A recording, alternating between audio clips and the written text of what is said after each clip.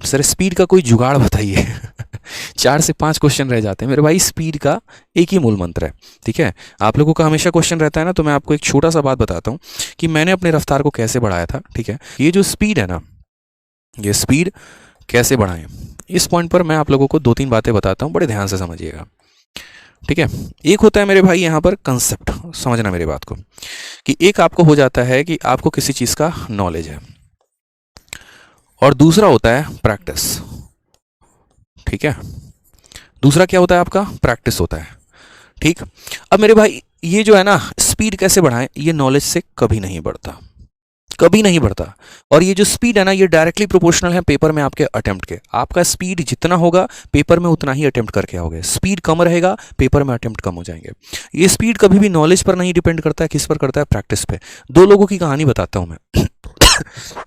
और ज़्यादा नहीं, वो स्टोरी मैं अपनी ही शेयर करता हूँ।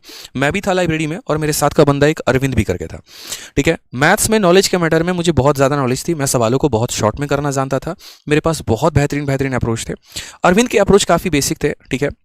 सवालों को करता तो था, लेकिन बेसिक अप्रोच से करता था। लेकिन फिर भी हम दोनों जब मॉक देने बैठते थे ना, तो हमेशा मुझसे 2 या 4 नंबर अरविंद के ज़्यादा ही रहते थे।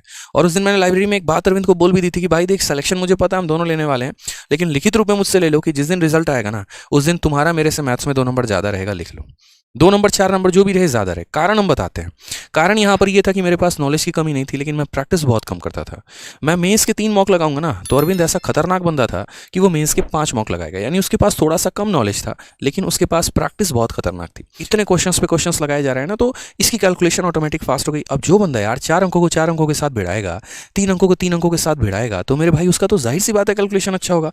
अब बच्चा चुपचाप से हाथ पकड़ के पूछेगा, सर कैलकुलेशन कैसे स्ट्रांग होगा? तुमको यार 20 तक का टेबल नहीं आता है, क्यूब नहीं आता है, स्क्वायर नहीं आता है। फिर ऐसे कितनी बार तुम यूट्यूब पर सर्च कर लो, 50 टॉपर के वीडियो देख लो, 100 लोगों के पास भटक के चले जाओ, गाइडेंस ले लो कि कैलकुलेशन कैसे बढ़ाए, कभी नहीं बढ़ने वाला।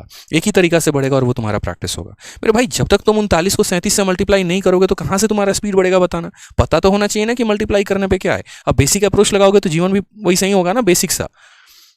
और आज यही कारण है कि हम दोनों एक्साइज इंस्पेक्टर सेलेक्टेड हैं। मैं भी एक्साइज इंस्पेक्टर हूं, वो भी एक्साइज इंस्पेक्टर है, और उसको अपना मनपसंद शहर मुंबई मिला, जहां वो चाहता था।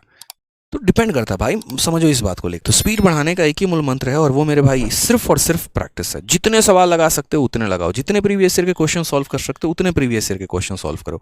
और ये यूट्यूब पर सर्च करना बंद करो, स्पीड कैसे बढ़ाएं, कैलकुलेशन कैसे टेक्निक करें। आपको भी पता है यार, कलम उठाना पड़ेगा, सवाल सॉल्व करने पड़ेंगे, तभी चीज़ें होंगी ना। भागोगे तो कैसे सॉल्यूशन है? आदत तो यहाँ पर ऐसी होती है ना, कुछ दूसरा बता दो, थोड़ा काम चल जाएगा, ये तो हमको पता ही था। कुछ दूसरा टेक्निक है तो बताओ। तो दूसरा टेक्निक है, कुछ मत करो, यहाँ से हिमालय चले जाओ, जाके वहाँ से कूद जाओ। यही टेक्निक है, और कुछ नहीं है, ठीक है। देखो, वीडियो अगर पसंद आए तो बिल्कुल लाइक तो करना ही करना है, और चैनल को सब्सक्राइब भी करना है।